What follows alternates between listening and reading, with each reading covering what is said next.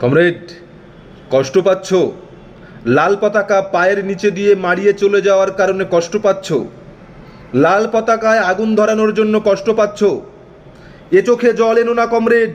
এই চোখের জল তোমার আমার চলার পথকে, লড়াইয়ের পথকে পিচ্ছিল করে দিতে পারে কমরেড। এ চোখে জল এনো না। এ চোখে থাক প্রতিবাদের আগুন। এ চোখে থাক খেটে খাওয়া শ্রমজীবী মানুষের পাশে থাকার লড়াইয়ের আগুন। ইতিহাস সাক্ষী আছে, ইতিহাস সাক্ষী আছে, কোনোদিনও কমিউনিস্টদের, বামপন্থীদের চলার পথে গোলাপের পাপড়ি বেছানো কোনোদিনও ছিল না।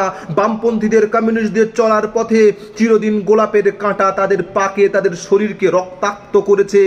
ইতিহাস সাক্ষী আছে, কোনোদিনও কমিউনিস্টদের পথে গোলাপের পাপড়ি বেছানো ছিল না কমরেড। তাই ওই গোলাপের কাঁটা চিরদিন রক্তাক্ত করে এসেছে, রক্তাক্ত করছে, রক্তাক্ত করবে। এটাই কমিউনিস্টদের চলার পথ কমরেড। তাই লাল পতাকাকে যারা পায়ের নিচে দিয়ে মারিয়েছে, লাল পতাকায় যারা আগুন ধরিয়েছে, এখানে কষ্ট পেও না। চোখে জল এনে চলার পথকে পিচ্ছিল করে দিও না কমরেড। শুধু বলবো, সরফরোশি কি তামান্না আব হামারে দিল মে হ্যায়, সরফরোশি কি তামান্না আব হামারে দিল মে হ্যায়, দেখনা হ্যায় জোর কিতনা বাজুয়ে কাতিল মে হ্যায়। কমরেড, ইতিহাস সাক্ষী আছে, 1933 সালে কমিউনিস্ট পার্টি অফ জার্মানিকে হিটলার ধ্বংস করে দিয়েছিল। হিটলার ধ্বংস করে দেওয়ার চেষ্টা করেছিল। সেই সময়কার বামপন্থী নেতাদেরকে, কমিউনিস্ট নেতাদেরকে কারাগারে নিক্ষেপ করেছিল হিটলার। কমিউনিস্টদেরকে মাটির সাথে মিশিয়ে দেওয়ার চেষ্টা করেছিল, কিন্তু সেই হিটলার কিন্তু মাটির সাথে মিশে গেছে কমরেড। মুসোলিনি অনেক চেষ্টা করেছিল বামপন্থীদেরকে ধ্বংস করে দেওয়ার। পরবর্তী সময়ে আমাদের বর্তমান মুখ্যমন্ত্রী বলছেন, তার একটা ভিডিওতে তিনি বলছেন 2011 সালের পরে নির্দেশ এসেছিল।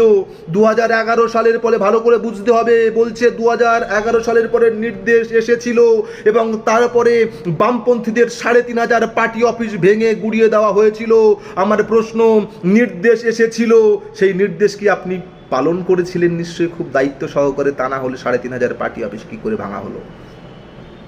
তাই কমরেড, কাদের কথায় কষ্ট পাচ্ছ? যারা নেতাজিকে সম্মান করতে পারে না, যাদেরকে চোর বলে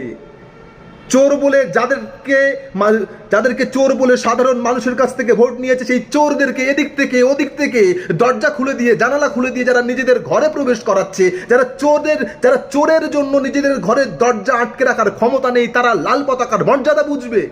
তাদের কথায়, তারা লাল পতাকার অসম্মান করেছে বলে কষ্ট পাচ্ছ। তারা লাল পতাকার অসম্মান করেছে বলেই তোমার লাল পতাকা, আমাদের লাল পতাকা আজও পর্যন্ত সোজা হয়ে দাঁড়িয়ে আছে কমরেড। তারা এটা প্রমাণ করে দিয়েছে লাল পতাকা সঠিক পথে আছে।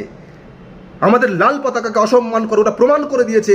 লাল পতাকা এখনো পর্যন্ত খেটে খাওয়া শ্রমজীবী মানুষের, মেহনতি মানুষের কথা বলে, আর এরা খেটে খাওয়া মেহনতি মানুষের কথা শুনতে পারে না কমরেড। তাই কষ্ট পেও না, চোখে জল এনো না। এ চোখে থাক প্রতিবাদের আগুন।